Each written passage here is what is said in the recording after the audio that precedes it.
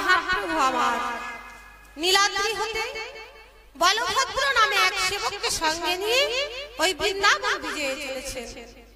ওই ছোট নাগপুরের অন্তর্গত ঝাড়খণ্ডের বনের মধ্য দিয়ে প্রভু আমার চলে যাচ্ছে। পথমাঝে প্রভু আমার সম্মুখে যাকেই দেখছে, ব্যাঘ্র, হস্তি, মৃগ, পশু, পাখি, কোল, ভিল, সাঁওতাল আদি অসংখ্য পার্বত্য জাতিদেরকেও কৃষ্ণ নাম দিয়েছে।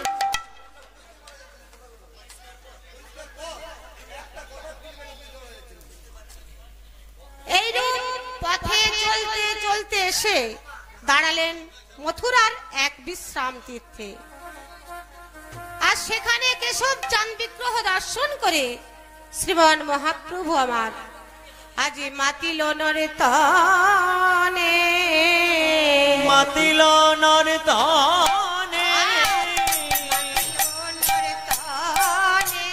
আজ মাতিল নর্তনে, কেশব চাঁদ দর্শনে মাতিল নর্তনে, মাতিল নর্তনে। নৃত্য করতে করতে হঠাৎ প্রভুর দৃষ্টি গোচর হলো প্রেমোন্মত্তা কৃষ্ণ ভক্তের উপর, যার ললাটে হরিবন্দির অঙ্কিত, গায়ে কৃষ্ণ নামাঙ্কিত নামাবলী, কণ্ঠে তুলসীর মালা। প্রভু জিজ্ঞাসা করলেন, ঠাকুর কে আপনি? ভক্ত প্রাণ উত্তরে করপুটে বললেন, প্রভু গো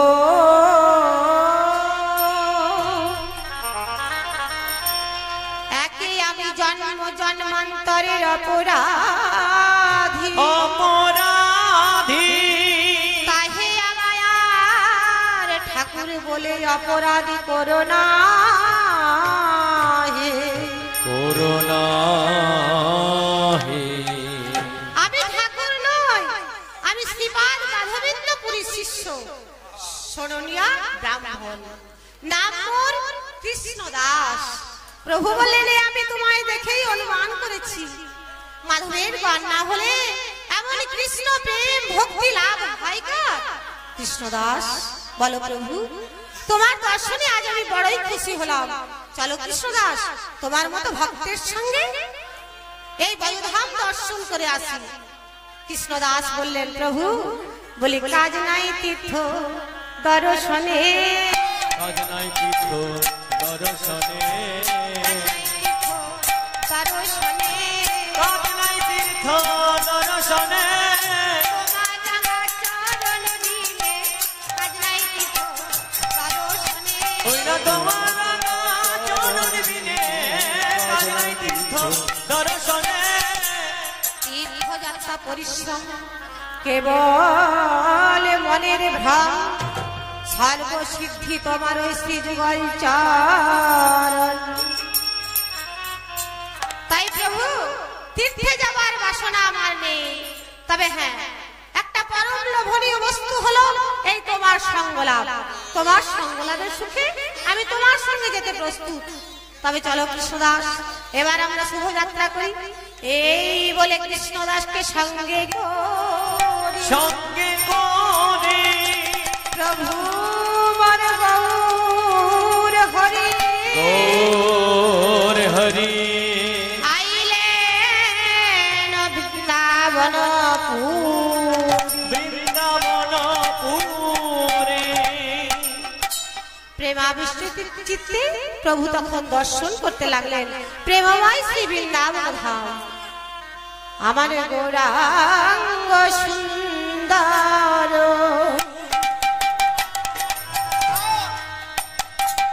প্রেমে গড় গড় ভ্রময়ে যমুনা তীরে। আমার গৌরাঙ্গ সুন্দর, আর প্রেমে গণ গণ আইলেন যমুনার তীরে। আবার কৃষ্ণদাস সহ পুরবর ভস, কৃষ্ণদাস সহ পুরবর কৃষ্ণদাস সহ পুরবর ভস, কৃষ্ণদাস সহ পুরবর ভাব দেখিয়া ফিরে, ভাব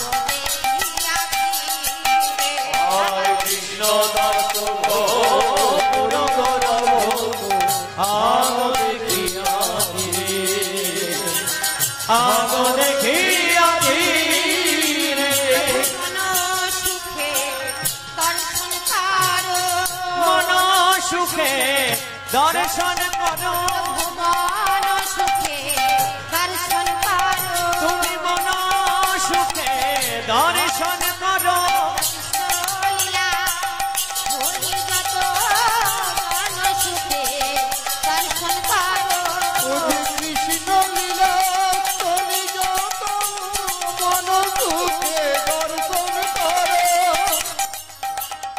কৃষ্ণদাস বলো প্রভু এখন আমরা কোথায় তুমি আমায় বলো কৃষ্ণদাস প্রভু গো এখন আমরা সেই পূর্ণ প্রবাহিনী সেই যমুনার তীরে দাঁড়িয়ে যমুনা বলে হ্যাঁ প্রভু বলে এই সেই যমুনা তোমার মনে কি পড়ে না প্রভু এই সে যমুনা তোমার মনে কি পড়ে না প্রভু এই সেই যমুনা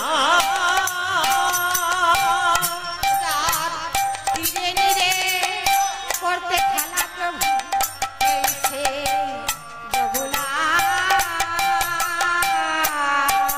যার তীরে খেলা করতে প্রভু এই সেই যমুনা যেই মাত্র বলা অমনি প্রভু আমার ছুটে গিয়ে যমুনা বাড়ি মস্তকে নিয়ে স্তব স্তুতি করতে লাগলেন মধুবনচারী ভাস্কর নন্দিনী জাহ্নবী সঙ্গিনী সিন্ধু সুতে মধুরী ভূষিনী মাধব তটিনী গোকুল ধিতে বিনাশিতে বিনাশিনী জগৎ খবচনী হরি প্রেমদায়িনী কেশব কেলি নিদান গতে জয় যমুনে জয় সংকট নাশিনী পাপ বিমোচনী পাবয় মে একে হলো গৌরীম তাহে পুন বৃন্দাবন যেন যোগ হলো মনিয়ার কাঞ্চনে তখন প্রভু আর চলতে পারছেন না কৃষ্ণদাস বললেন কি হলো চলো প্রভু আমরা এবার আগে এগিয়ে যাই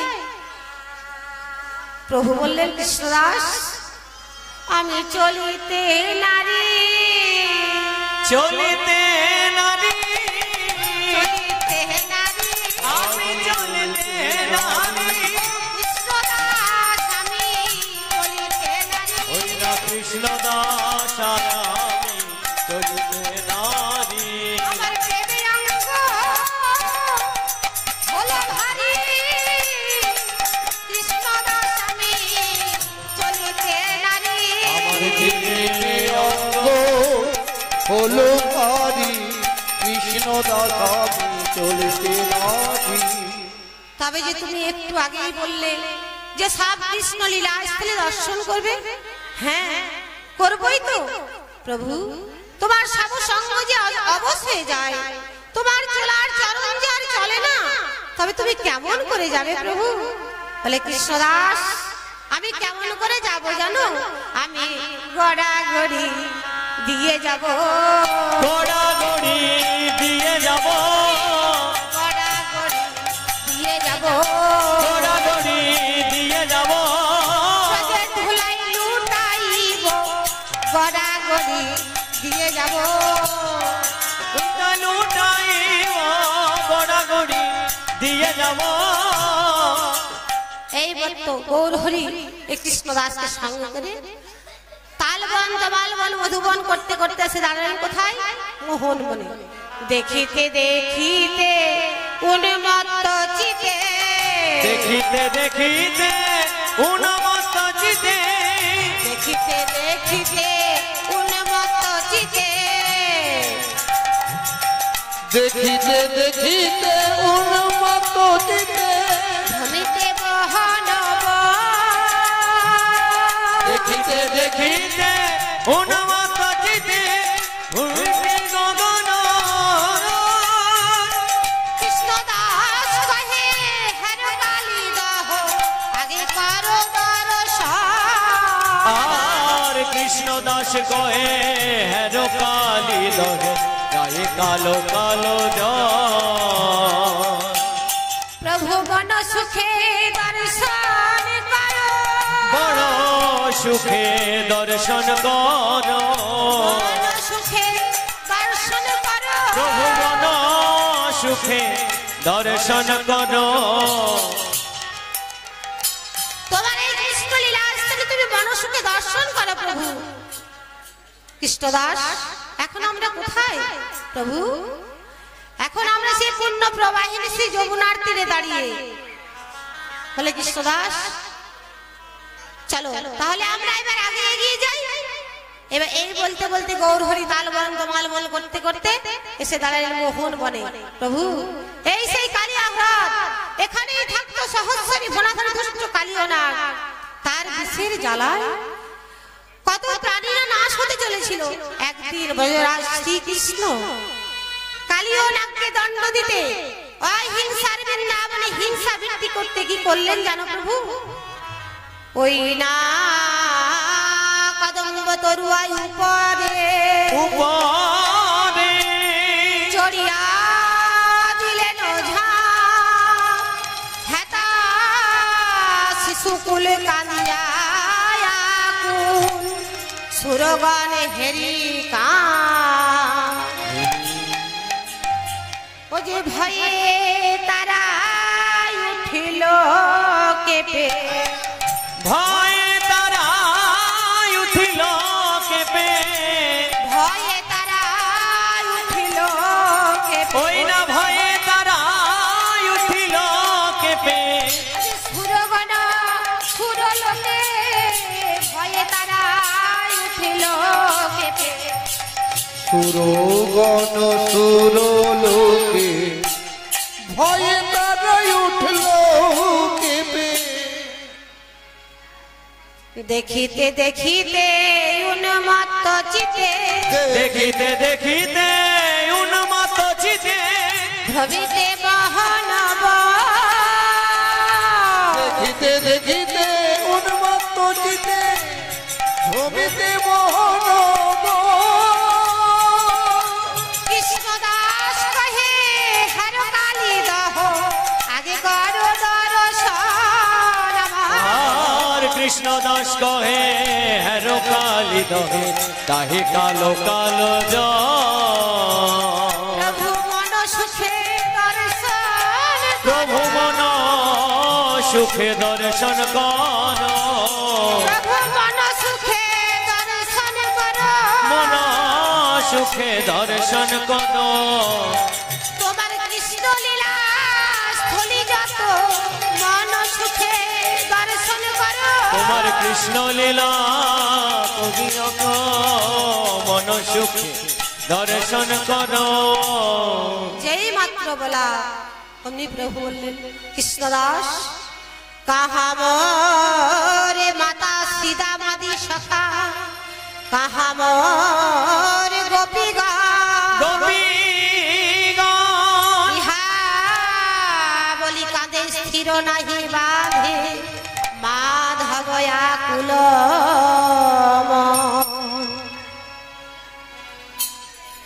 শ্রদ্ধেয় ভক্ত মন্ডলী ও আমার ভক্তিমতী মায়েরা এই হরিবাসরে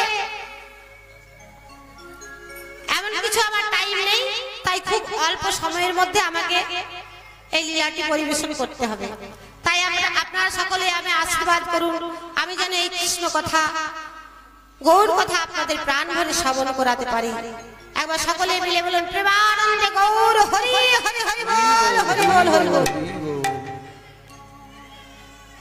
এই লীলা প্রসঙ্গে শ্রীমদ্ ভাগবত বলেছেন বিলোক দূষিতাং কৃষ্ণাং কৃষ্ণ কৃষ্ণ হীনা বিভূ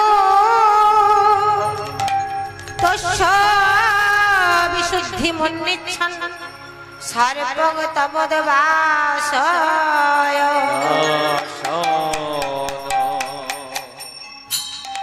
এই কালীয় নাগের বিষের জ্বালায় এই যমুনার জল দূষিত হয়েছে দেখে কৃষ্ণ তার শুদ্ধি কামনায় সেই সর্পকে বৃন্দাবন হতে বিতাড়িত করলেন।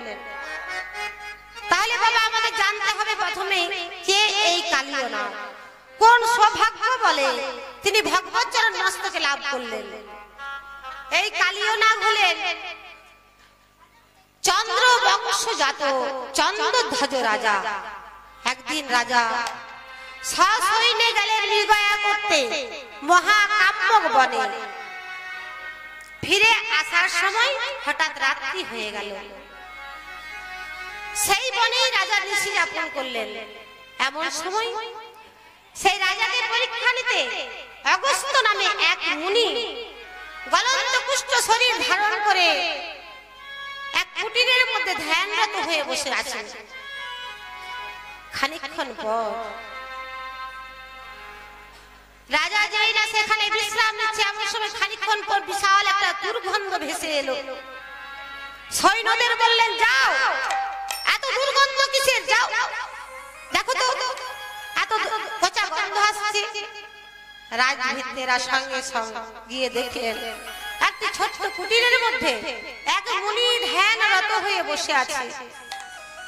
রাজাকে এসে বললেন, রাজা বললেন, এ আবার বলতে আসা দরকার ছিল না, যাও ওই লোকটাকে জঙ্গলের বাইরে ফেলে দিয়ে এসো। রাজভৃত্যেরা সঙ্গে সঙ্গে সেই লোকটাকে জঙ্গলের বাইরে ফেলে দিয়ে এলো।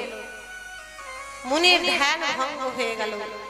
তখন মুনি অভিশাপ করলেন, হে রাজনে, যে ধন গরিবে গরিবিত হয়ে তুমি আমার প্রতি এই কর্ম করেছো, এই কর্ম করেছো, এই জন্য তোমায় আমি অভিশাপ দিলাম, তুমি যেন ক্ষয়জনী প্রাপ্ত হও।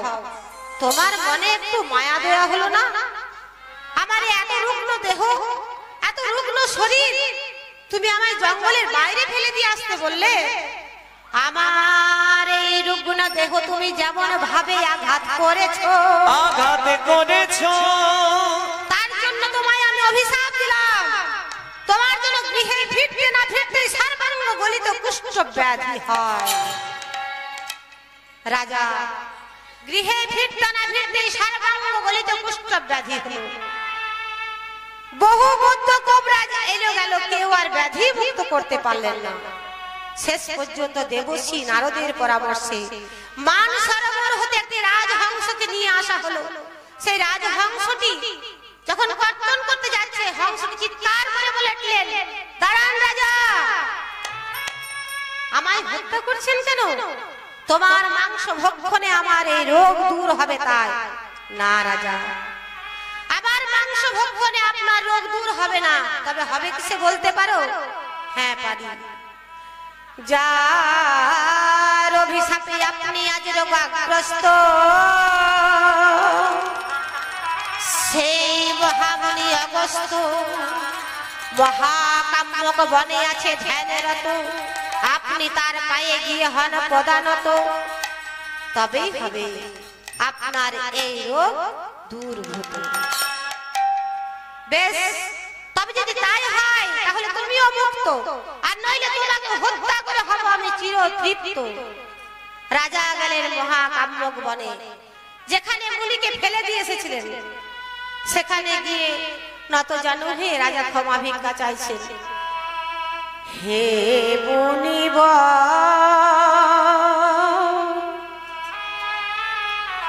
আমি না জেনে তোমার চরণে কত অপরাধ করেছি মুনিবর,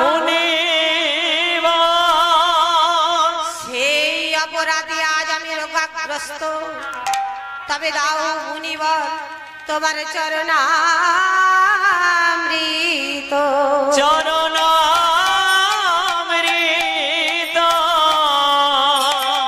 মুনিবর তোমার চরণামৃত দাও, আমি পান করে আমার এই অপরাধ মুক্ত করি। রাজার প্রার্থনায় মুনিবর প্রসন্ন হয়ে পদধৌত জল পান করতে দিলেন। কিন্তু রাজা সেই পদদহত জল পান করতে গিয়ে দেখলেন অসংখ্য কৃমি কীট বিজবিজ করছে। রাজার মন তখন ফল নিষ্ক্রামণ হলো না। ফলে রাজা চন্দ্রধ্বজ কি করলেন, সেই সাধু ভক্তের পদজলটি মস্তকে নিলেন। আর সেই মস্তকে নিলেন বলে সেই সাধু ভক্তের পদজলের গুণের সাথে সাথে কুষ্ঠ ব্যাধি নির্বৃত্তি হলো। কিন্তু অনেক ফলতা থাকায় মুক্ত হলো না ফল জমি। তাই সেই রাজা চন্দ্রধ্বজ পরজন্মে জন্ম নিলেন ফণিকুলে কালী ও নাগ রূপে। তাই মনে মনে চিন্তা করছে, আমি ক্ষয় জাতি, ফলতা আমার স্বজাতির ধর্ম, আমি এই স্বজাতির ধর্ম আচরণ মেনে যাব, তাও পরে ধর্ম গ্রহণ করব না। তাই কালী ও নাগ বললেন কি, আজ দিল দিল বিষ ঢেলে যে দিল, আজ দিল দিল বিষ ঢেলে যে দিল, দিল দিল বিষ ঢেলে যে দিল, ওই না দিল দিল বিষ ঢেলে যে দিল, কালিন্দির ওই কালো জলে দিল দিল বিষ ঢেলে যে দিল, ওই না কালী দহের কালো জলে দিল দিল বিষ ঢেলে যে দিল। ফলে কালিদহের জল হলো অতি ভয়ানক বিষাক্ত। কালিদহের তীরে ও নীরে কেউ তো রেহাই পাই না। এমনকি যদি কোনো পক্ষী উপরে উড়ে যায়, ও যে তাহার ওই উপরে বাই, পাখি যদি উড়ে যায়, তাহার উপর রায় কেউ যদি উড়ে যায়,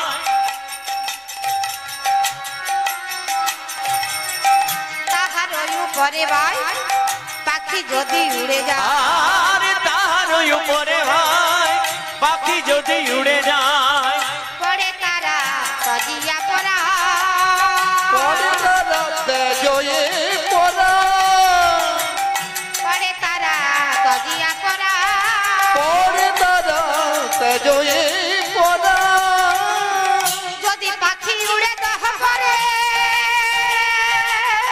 অমনি পাখি উড়ে পড়ে, পাখি উড়ে জহদলে, পাখি তারা পুড়ে মরে, অমনি ত্রাহি ত্রাহি রব তারা করে, রাগি তাহি অবতারা করে। যদি কোনো পাখি আকাশের উপর দিয়ে উড়ে যায়, তখন তারা ওই বিষ জলে পুড়ে হয় ছাই। যখন তাদের প্রাণ যায়, সেই প্রাণ যাবার কালে তারা কেঁদে কেঁদে বলে,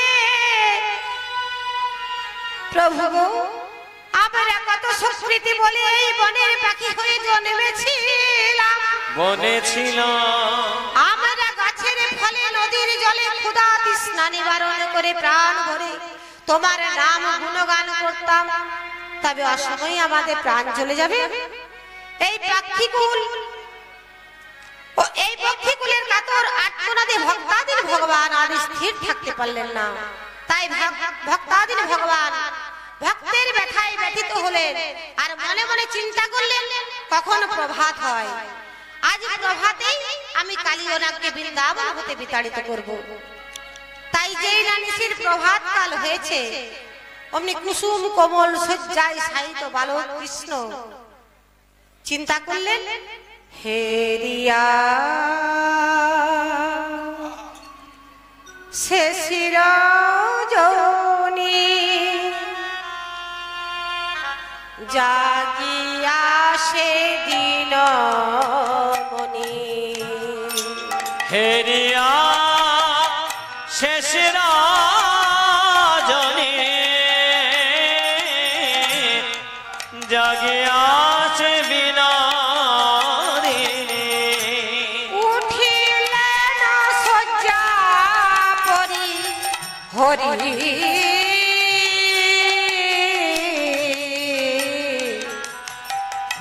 উঠিলেন শয্যা পরি হরি, উঠিলেন শয্যা পরি হরি, উঠিলেন শয্যা পরি হরি। এবার প্রভাতকালে গোবিন্দ আমার উঠে মা যশোমতীকে বললে, ও মা, আমায় তাড়াতাড়ি করে সাজিয়ে দাও, আমায় গোষ্ঠ যেতে হবে। মা বললে সে কি বাবা, এই 7 বছর বয়স, ভালো করে ধরা পড়তে পারে না, আর বলে কিনা গোষ্ঠের বেশে সাজিয়ে দিতে।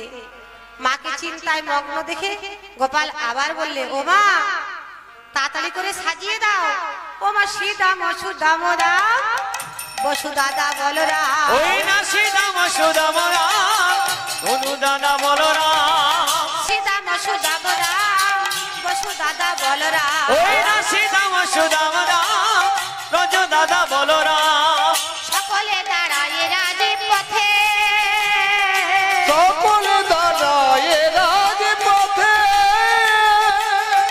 উমা দাঁড়াইয়ে আছে, দাঁড়ায়ে আছে, দাঁড়াইয়ে আছে, দাঁড়ায়ে আছে, দেখো দেখো রাজপথে দাঁড়াইয়ে আছে। এবার যেই না বলেছে অমনি মা আমার গোপালকে বললে, আয় বাবা, বলে ওরা গোষ্ঠী যদি না হয় নাই দেবে, তবে আমায় ভালো করে সাজিয়ে দাও। তখন মা আমার গোপালকে কোলে বসিয়ে সাজাচ্ছে। ও মায়া চরি চাচর চুল, তাই ও মায়া চরি চাচর চুল, তাহে দিল বন ফুল। আচরি চাচরি চুল, তাহে দিল বন ফুল। আচরি চাচর চুল, তাহে দিল বন ফুল। ওই না আচরি চাচর চুল, তাহে দিল বন ফুল। হিদে দিল হিদি সাথে পাখা, ফিরে দিল মোহন পাখা। ও যে দিয়ে মুকুতার ঝুরি, তাতে অলঙ্কার শাড়ি, দিয়ে মুকুতার ঝুরি, তাতে অলঙ্কার শাড়ি, নাসাই দিল উজ্জ্বল তিলকা, নাসাই দিল উজ্জ্বল তিলকা। মা আমার ভালো করে সাজিয়ে দিয়েছে। এমন সময় গোপাল বলছে, আর এদিকে কানাইয়ের আগমনে বিলম্ব থেকে সীতামাদি সখাগণ নন্দালয়ে উপস্থিত। বলে কিরে কানাই, এতখানি বেলা হয়ে গেছে, গোষ্ঠী যাবি না? চল চল গোষ্ঠীতে যাবি না ভাই কানাইয়া, চল চল গোষ্ঠীতে যাবি না ভাই কানাইয়া, চল গোষ্ঠীতে যাবি না ভাই কানাইয়া, চল চল গোষ্ঠীতে যাবি না ভাই কানাইয়া। সীতা মসুদাম, চল চল গোষ্ঠীতে যাবি না ভাই কানাইয়া। দেখ রে কাকা, ভাই কানাইয়া, দেখ রে কত বেলা হলো, চল রে কানাই গোষ্ঠী চলো। ওই না দেখ রে কত বেলা হলো, তোর কানাই রে।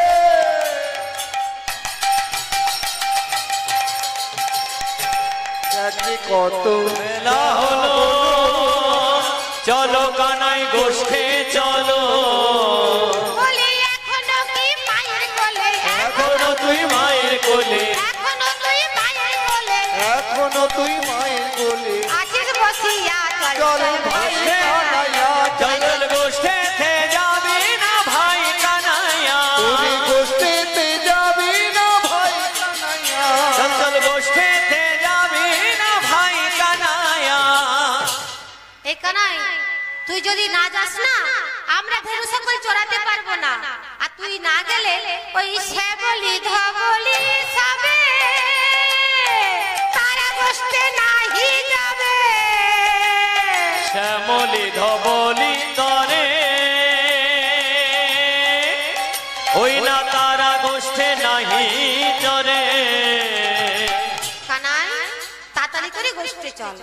এবার মাকে বললো, মা তাড়াতাড়ি করে সাজিয়ে দাও, আমরা গোচারণে যেতে হবে আমাদেরকে।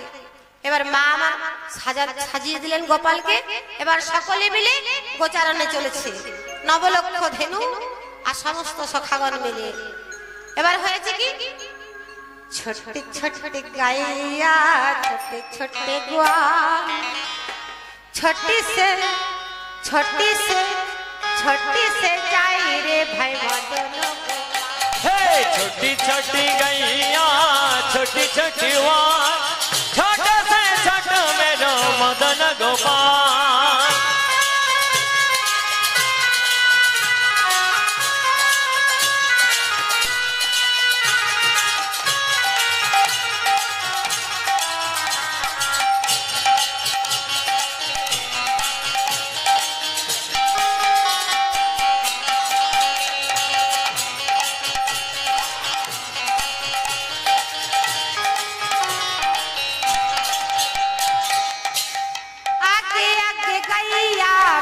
पीछे ग्वाल आगे आगे गैया पीछे पीछे वार आगे आगे गैया पीछे पीछे ग्वाल आगे आगे गैया पीछे पीछे वार बीच में मेरो मदन गोपाल बीच में चला तो मेरा मदन गोपाल बीच में मेरो मदन गोपाल छठी हे छठी छठी हो छठी छठी छठी छठी गैया छठी छठी वार छोटे से छठ मेरा मदन गोपाल छठी छठी गैया छठी छठी ग्वाल छठी से मेरो मदन गोपाल এবার সমস্ত সখাগণ বিনোদ খেলায় মত্ত আর অবলা গাবিগণ চড়তে চড়তে বিপাশার্ত হয়ে ওই যমুনার জলে তৃষ্ণা মেটাতে গিয়ে মৃত্যুর কোলে ঢলে পড়ল। নিদাক্ষী তাপিত হয়ে ধেনুগণ সে সময়ে সেই জল করিলে করিলে না সেই জলে বিষময় পান করি গাভী জয় সেই ক্ষণে ত্যাজিল পরা ত্যাজিল পরা শুধু গাভীগণই নয় সখাগণ ওই বিষ জল পান করে মৃত্যুর কোলে ঢলে পড়ল। গোবিন্দ বুঝতে পারলো এই সেই কালীয় নাগের আওয়াজ। তাই গোবিন্দের মনের আগে থেকেই ব্যথাটা ছিল। আজ চোখের সামনে গাভীগণ ও সখাগণকে মৃত্যুর কোলে ঢলে পড়তে দেখে শীর্ষে উঠল ব্যথাটা। নিজের স্বীয় ক্ষমতা বলে গাভীগণ ও সখাগণকে করলেন পুনর্জীবিত। ও যে গিয়া কৃষ্ণ সেই ক্ষণে গিয়াইল শিশুগণে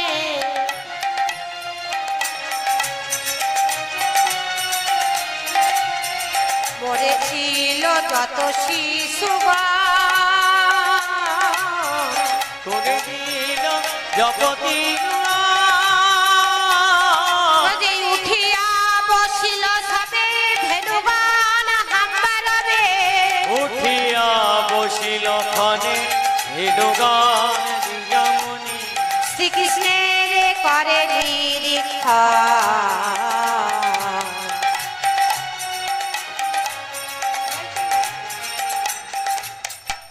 কৃষ্ণ কি পায় সকলে ফিরে পেলেন প্রাণ। আর সেই সকলের প্রাণদানকারী গোবিন্দ করলেন কি সেখানে ছিল একটি কদম্ব বৃক্ষ যমুনার তীরে। সেই কদম্ব বৃক্ষটির গায়ে সজোরে করলেন পদাঘাত। আর সেই যমুনা এদিকে সখাগণ ক্ষণে চেতন ক্ষণে অচৈতন্য হয়ে আছে। আর গোবিন্দ করলেন কি দেখুন বাবা আমার বেশি টাইম নেই, তাই একটুর মধ্যে আমায় মিলন করিয়ে দিতে হবে। তারপর আরেকজন আছে রাশি মুখার্জি আমার ভাইজি গান করবেন। এবার গোবিন্দ করল কি সেই কালিয়া কদম্ব বৃক্ষ হতে আজ দিল দিল ঝাঁপে দিয়ে যে দিল আজ দিল দিল ঝাঁপে দিয়ে যে দিল দিল দিল ঝাঁপে দিয়ে যে দিল ওই না দিল দিল ঝাঁপে দিয়ে যে দিল কদম্বের ডাল হতে দিল দিল ঝাঁপে দিয়ে যে দিল ওই না কদম্বের ডাল হতে দিল দিল ঝাঁপে দিয়ে যে দিল। আর এদিকে সখাবৃন্দ যেই না তাদের চেতন থাকছে তারা কাঁদছে আর কাঁদতে কাঁদতে বলছে কানাই তুই কেন ঝাঁপ দিলি? কত কষ্ট করে তোর মায়ের কাছ থেকে আমরা তোকে নিয়ে এসেছিলাম। ওরে বোদে মোদের ছেড়ে এমন করে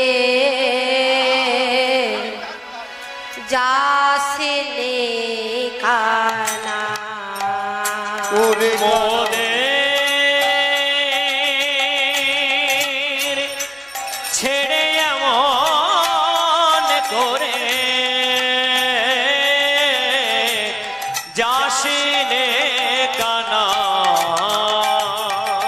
মোদের ছেড়ে এমন করে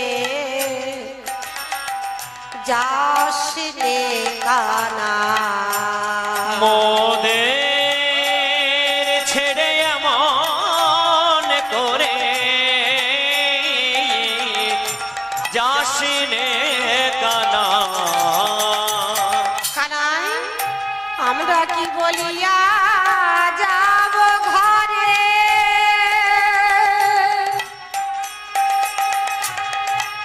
কি বলি বাবা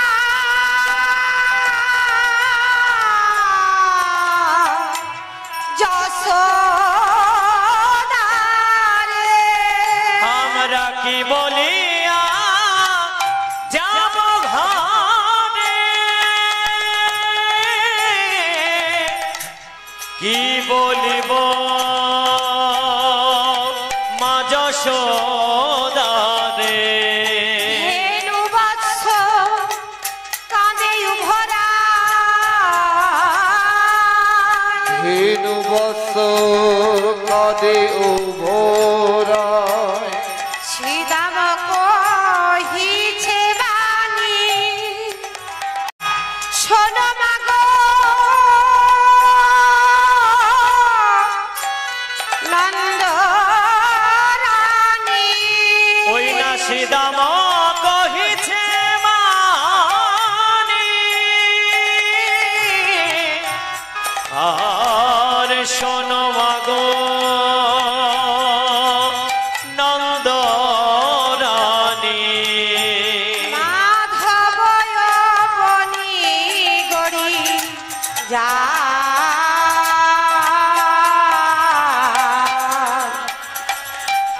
যাসিনে কানায় ওরে মোদের ছেড়ে মন করে যাসিনে কানা ওরে তুই বিনে জগ মাঝে কানাই তুই বিনে জগ মাঝে মোদের আপন কেহ না যাসিনে কানা মোদের ছেড়ে মন করে যাসিনে কানা সমস্ত শাখাবিন্দু কাঁদছে ধুলোই গড়াগড়ি দিয়ে আর এদিকে গোকুলে দেখুন কি অবস্থা আজ দিবসে আধার গোকুল নাগর সঘনে কাপয়ে মহি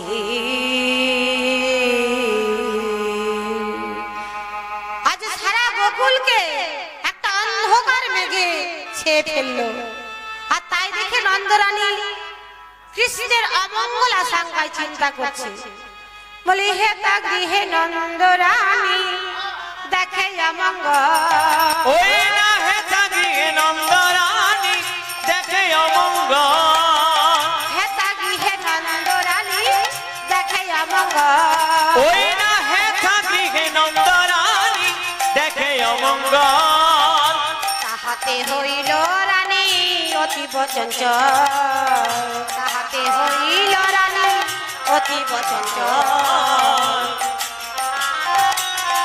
ওই নয় চল দক্ষিণাঙ্গ কাপে বাম আর আখি নাচে দক্ষিণাঙ্গ কাপে বাম আর আখি নাচে না জানে কৃষ্ণের মন কি বা ঘটিয়াছে না জানে কৃষ্ণের মন কি বা ঘটিয়াছে বলো দিদি রোহিণী কেন আমার দক্ষিণ অঙ্গ কাঁপছে কেন আমার ডানা আখি নেচে উঠে বুঝি আমার গোপালের কিছু অমঙ্গল হয়েছে এই মেয়েদের দক্ষিণ দিকটা কোনোদিন ভালো নয় দক্ষিণ অঙ্গ কাপা, দক্ষিণ আখি নাচা কোনোদিন ভালো নয়। তাই মা আবার কৃষ্ণের অমঙ্গল আশঙ্কায় চিন্তা করছে।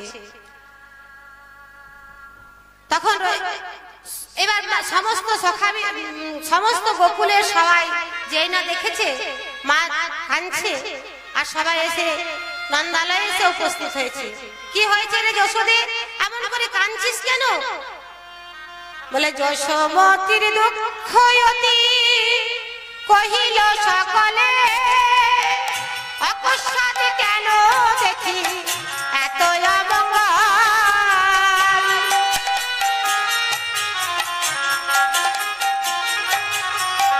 যশোমতির দুঃখ অতি কহিল সকল, অকস্মাৎ কেন দেখি এত অমঙ্গল। কেন কালে কাঁদো তিনি এতই অমঙ্গল। অমঙ্গল কি অমঙ্গল। এবার সকলে মিলে এই কথা শুনে বলে কি হয়েছে?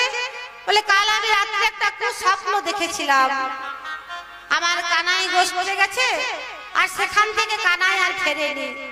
বলরামের সঙ্গে কানাই নেই, তাই বললে ওসব কিছু হবে না। এবার সকলে মিলে যুক্তি করে ধাবিত হলো কৃষ্ণ অন্বেষণে। যেই না যমুনার তীর দিকে গিয়েছে, অমনি তখন সখাবৃন্দ যেই না মাকে দেখেছে, অমনি সুবল আকুল হইয়া ধায় পড়ে গিয়া নন্দ রানীর পায়। হইয়া ধাই পড়ে গিয়া রাঙা পায়, সুবল আকুল হইয়া ধায় পড়ে গিয়া নন্দ রানীর পায়। কথা কইতে পারে না,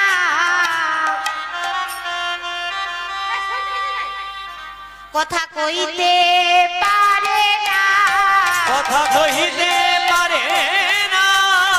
দারুণ কথা সুবল কইতে পারে না। এই আনন্দের কথা সবাই কহিতে পারে না। দুনয়নে ঝরছে জল কথা কইতে পারে না।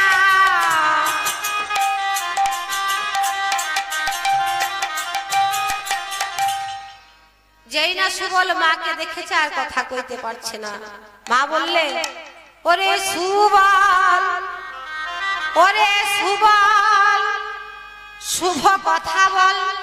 সুবল বললে মা গো আমার নাম মর সুবল, কেমনে দেবেলি কুবল, কহিতে বরে প্রাণে ফেটে যা, প্রাণে ফেটে যা।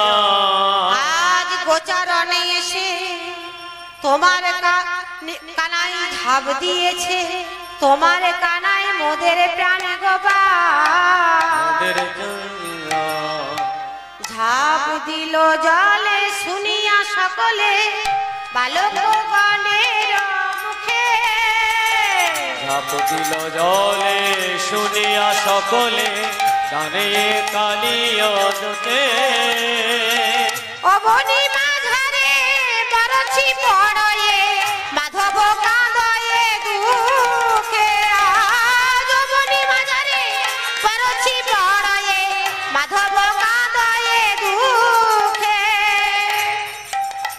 এবার সকলে কাঁদছে, আর নন্দরানী কাঁদছে আর বলছে কেন বেশি জলে ঝাঁপ দিলি, কেন বেশি জলে ঝাঁপে দিলি। আমার মা বলা ডাক ঘুচাইলি, কেন বেশি জলে ঝাঁপে দিলি। আমার বলা ডাকে ঘুচাইলি, বেশি জলে ঝাঁপে দিলি। এদিকে যেই না সেই যমুনার তীরে গিয়ে উপস্থিত হয়েছে, আর গোবিন্দ আমার করেছে কি, তখন সে কালিও নাককে দণ্ড দেবার জন্য যোদা যোদাই হি ধর্মস্য ভবতু ভারতীয় অদ্ভুত আনং মধর্মস্য তদ আত্মানাং সিজাম্যহম পরিত্রাণায় সাধুনাং বিনাশায় চ দুষ্কৃতাম ধর্ম সংস্থাপনায়র্থ সম্ভবামি যুগে যুগে। তিনি কখনো কারো গর্ব রাখেননি আর রাখবেন না, তাই তাই কালীয় নাগকে আজ তিনি করলেন কি, কালীয় নাগের মস্তকের উপরে আজ ফনাতে ফনাতে দমন করি নটবর অঙ্গে নাচেছি হরি। আরে ফনাতে ফনাতে দমন করি নটরঙ্গ রসে নাচেন হরি। ফনাতে পল্লবী একবার আমার সাথে দেখা কর।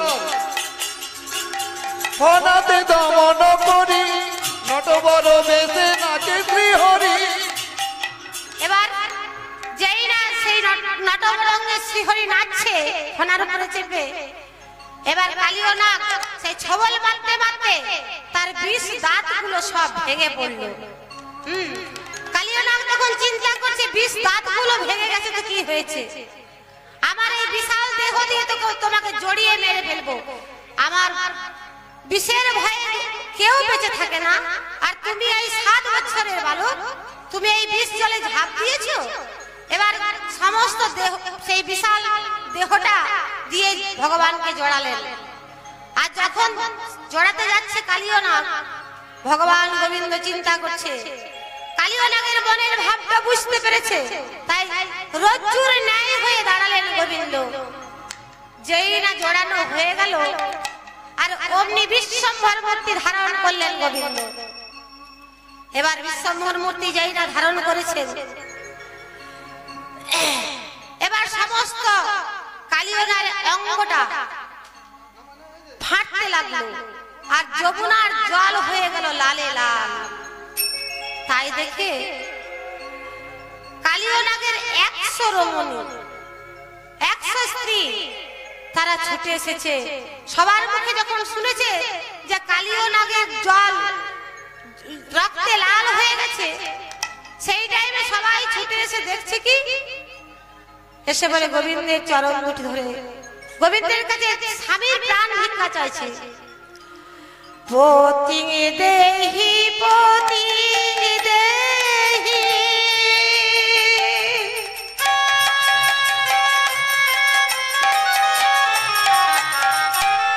ডাকো এ সংঘনে ব্যগ্র হয়ে পড়ে আসি শ্রীকৃষ্ণ চরণে।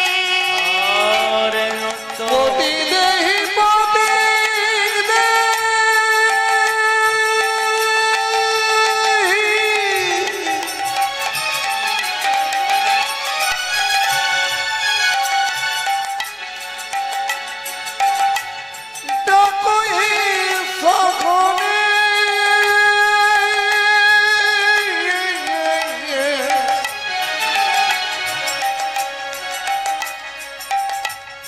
ব্যগ্র হয়ে পড়ে আসি শ্রীকৃষ্ণ চরণে।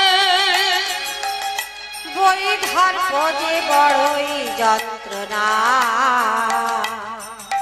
শত পুত্র থাকে যদি স্বামী তো পরমনিধি, স্বামী বড়ই বেদনা। ও গো স্বামী বড়ই বেদনা।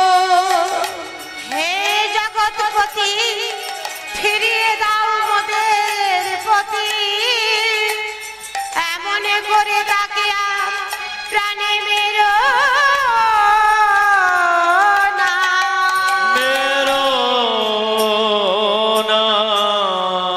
হে গোবিন্দ এমন করে ওকে প্রাণে মেরো না। তখন গোবিন্দ বলে, দেখো কালীয় নাগ, তোমার 100 রমণী কেমন তোমার কাছে ক্ষমা ভিক্ষা আমার কাছে ক্ষমা ভিক্ষা চাইছে।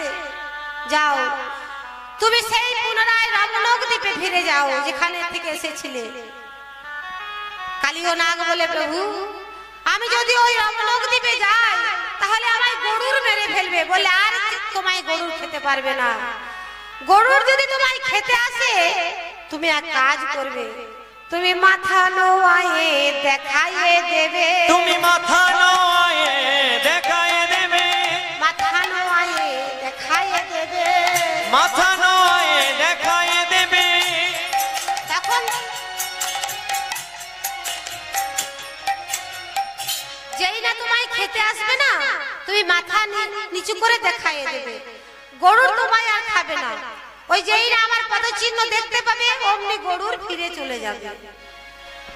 এবার কালীয় নাগকে আশীর্বাদ দিয়ে গোবিন্দ উঠে এলেন। ওই জন্য দেখবেন বাবা, জাত সাপের মাথায় ভগবানের পদচিহ্ন থাকে। এবার যেই না উঠে এলেন, নন্দ আনন্দয়তি কৃষ্ণ দর্শনে, নন্দ আনন্দয়তি কৃষ্ণ দর্শনে, নন্দ আনন্দয়তি কৃষ্ণ দর্শনে, ওই না নন্দ আনন্দয়তি কৃষ্ণ দর্শনে, যশোদা ছুটে গিয়ে নিল কৃষ্ণ ধনে, ওই না যশোদা তুলিয়ে নিল কৃষ্ণ ধনে। আনন্দের আর সীমা নাই, আনন্দের আর সীমা নাই, আনন্দের আর সীমা নাই, আনন্দের আর সীমা নাই, আনন্দের আর সীমা নাই, আনন্দের আর সীমা নাই। কৃষ্ণ ধন পেয়ে তাদের আনন্দের আর সীমা নাই, কৃষ্ণ ধন পেয়ে পরে আনন্দের আর সীমা নাই। আর অদূরে দাঁড়িয়েছিলেন কে? শ্রীমতী রাধারানী। যখন সখীদের মুখে শুনেছিলেন যে তার প্রাণ গোপাল ওই কালিদাহে ঝাঁপ দিয়েছে, অমনি রাধারানী চিন্তা করছে, এই প্রাণ রেখে তবে আমার আর লাভ কি আছে, আমি ওই বিষ জলে প্রাণ ত্যাগ করব। তাই যেই না দেখেছে গোবিন্দকে উঠে আসতে, অমনি রাধারানী দূর থেকে দেখে বলছে। তখন মাধব দাস বললে, ওরাই অত দূরে দাঁড়িয়ে কেন, এসো এসো, তুমি আমাদের যুগল দর্শন দেখিয়ে দাও। এবার রাধারানী আমার গোবিন্দের পাশে এসে দাঁড়ালেন। চান চান চান চান বদনে চাঁদের বামে দাঁড়ালো, ওই না চাঁদ চাঁদ চাঁদ বামে দাঁড়ালো, চান চান চান চাঁদ বদনে চাঁদের বামে দাঁড়ালো, চাঁদ চাঁদ চাঁদ চাঁদ বদনে চাঁদের বামে দাঁড়ালো, চাঁদের বামে দাঁড়ালো না শ্যামের বামে দাঁড়ালো, বামে দাঁড়ালো রে শ্যামের বামে দাঁড়ালো, চাঁদের বামে দাঁড়ালো না শ্যামের বামে দাঁড়ালো, চাঁদের বামে দাঁড়ালো ভাই শ্যামের বামে দাঁড়ালো। একবার চাঁদ বদনে ভক্তগণে হরি হরি বলো, একবার চাঁদ বদনে ভক্তগণে হরি হরি বলো, একবার চাঁদ বদনে ভক্তগণে হরি হরি বলো, চাঁদ বদনে ভক্তগণে হরি হরি বলো, হরি বল হরি বল হরি বল হরি বল, নিতাই গৌর হরি বল হরি বল। হরি বল হরি শুধু গোল